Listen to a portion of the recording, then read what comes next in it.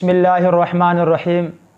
حضرات، ہمارے استاد محترم فرمایا کرتے تھے، بیٹا پریشان وہ ہو جس کا رب نہ ہو، جس کا رب ہے اسے پریشانی کس چیز کی۔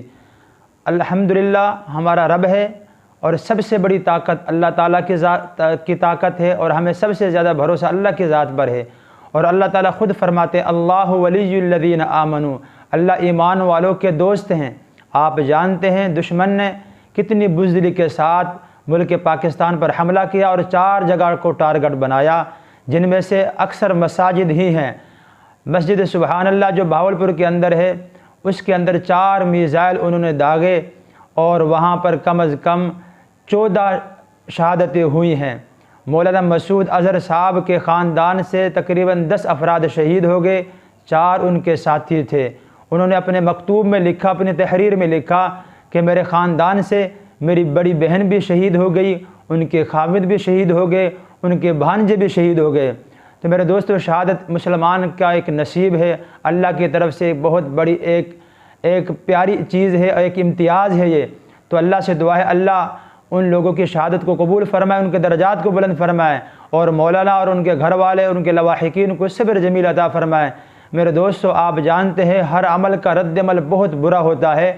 اب انشاءاللہ جو اس کا رد عمل ہماری فوج دے گی تو انڈیا بھی دیکھے گی، پوری دنیا دیکھے گی، اور ہمیں اپنی فوج پہ پورا یقین ہے۔ الحمدللہ ہمیں اپنے جوانوں پہ پورا یقین ہے، بلکہ ہمارے جوان تو انڈیا سے یوں کہہ رہے ہیں، نہ سر جھکا کے جیے نہ منہ چھپا کے جیے، نہ سر جھکا کے جیے نہ منہ چھپا کے جیے، ستم گروں کی نظروں میں نظریں ملا کے جیے، کیا ہوا راہ وفا میں ایک دن کم جیے، ہم ساتھ ان کے تھے جو مشعلیں جلا کے جیے۔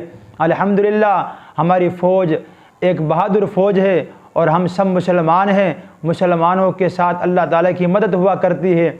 اور آپ نے دیکھا اس حملے کے بعد الحمدللہ ہماری عوام کا جذبہ اور بھی بڑھ گیا۔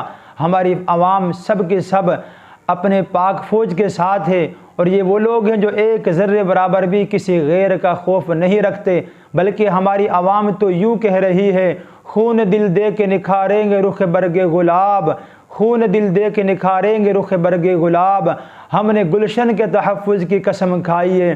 میرے دوستو، ان حالات میں اللہ تعالیٰ سے دعا کریں ملک پاکستان کی حفاظت کے لیے، بالخصوص اپنی فوج اور اپنی ایجنسیوں کے لیے، اپنی سرحدوں کے لیے۔ آپ صلی اللہ علیہ وسلم نے جنگ احزاب کے موقع پر دعا مانگی تھی، وہ دعا تھی اللہم استر عوراتنا و آمن رواتنا، اللہ ہمارے عیوب پر پردہ ڈال دے اور ہمارے خوف کو ہمارے امن سے تبدیل فرما۔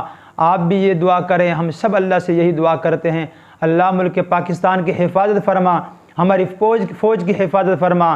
پاکستان زندہ باد، پاک فوج پائندہ باد، وآخر دعوانا الحمدللہ رب العالمین۔